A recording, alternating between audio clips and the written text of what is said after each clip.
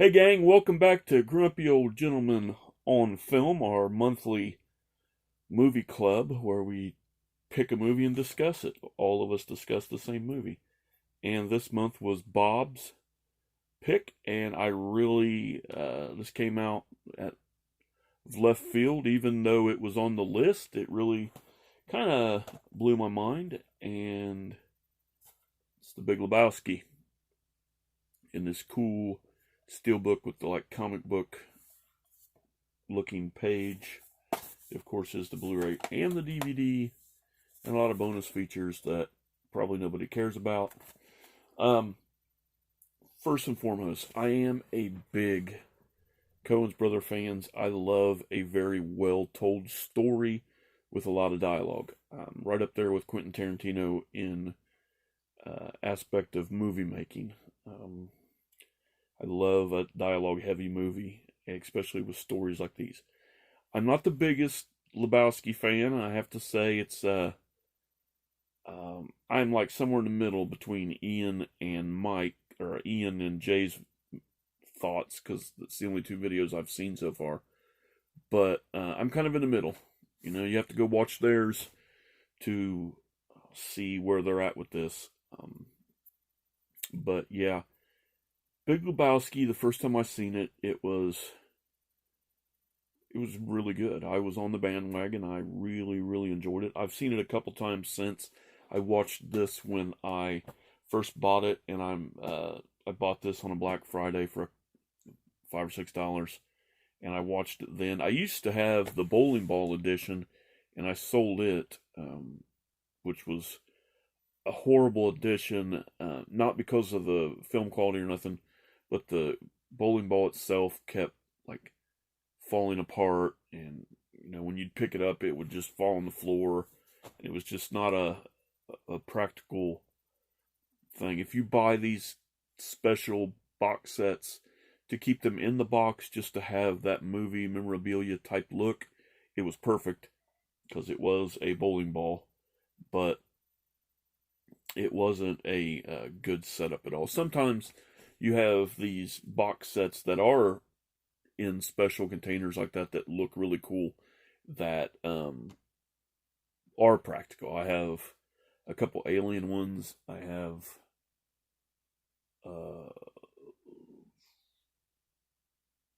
well, maybe there's not that many.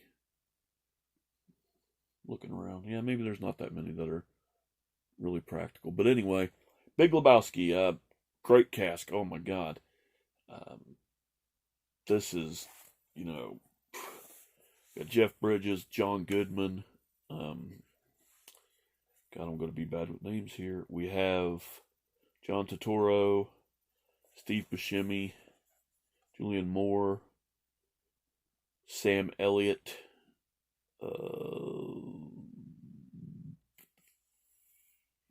David Heddleston.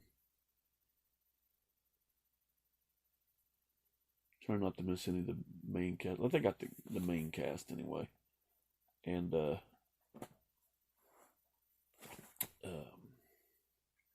whatever, it doesn't matter. That's enough. Great performances throughout, great dialogue throughout. The movie is all over the place as far as what is this movie about. It's mainly about a kidnapping, which starts with a misidentity of Lebowski. There are two, I think his name's Jeff Lebowski. There are two Jeff Lebowskis, and one of them is a millionaire and one of them is the dude. And they break into his house, and they're trying to get the money out of him, like making him talk with, flushing his head in the toilet and pissing on his rug. And that starts the whole thing. The things I like about this, which I'm with Ian on John Goodman's character. He's my least favorite character in there, but he is the best character to have with someone else. And that doesn't make much sense, but what I'm saying is when he's with the dude, their back and forth banter is really good. But when he's with Steve Buscemi, and Steve Buscemi plays a small role in this, but he's one of their friends, and they'll be talking, and he'll just chirp up with something that's been talked about 2 minutes ago, or not even part of the subject anymore, and shut the fuck up, Donnie. Just uh, is a quotable movie quote for me. I do use it a lot. I do use "No one fucks with Jesus." Let's see what else. "The dude abides," of course. That might be. I'm sure there's more that I throw out there, but I do a lot of movie quoting in just everyday life. Um, the other Lebowski's wife gets kidnapped, and that's mainly what this movie's about. There are a lot of different things in this, and if you watch Jay's video, you will know my favorite funny part of the whole movie as we share it at the end. I'm not going to spoil it because Jay already did, but that is for me a really laugh out loud moment in time. So very, very funny. As far as the Coens brothers, I'm a huge Coens brother fans. I love their writing style, their directing style. They have very little stuff that I don't care for. The only two that because I wrote down some stuff, Hail Caesar and the Ballad of Buster Scruggs, which is on Netflix. I think it's a Netflix original. I'm almost positive. Those two are not that good, and the Ballad of Buster Scruggs is fucking horrible. It is what Ian quotes as a dumpster fire. But I've only watched it once, and I really was thrown off by it. Sorry. But I may give it another watch just because of who they are and how much of their stuff I do enjoy. Hail Caesar, I could not get into that fucking thing. It was so boring. It wasn't funny. It was one of those dialogue heavy movies that just, what the fuck is going on? I just couldn't get into it. My favorite Coens brother movies, and I love them all but those two, in order, would be Fargo, No Country for Old Men, Raising Arizona, The Man Who Wasn't There, which I highly recommend if you haven't seen it, and Miller's Crossing, with um, one thrown in just for shits and giggles on number 6 is Blood Simple, which doesn't get enough talk either.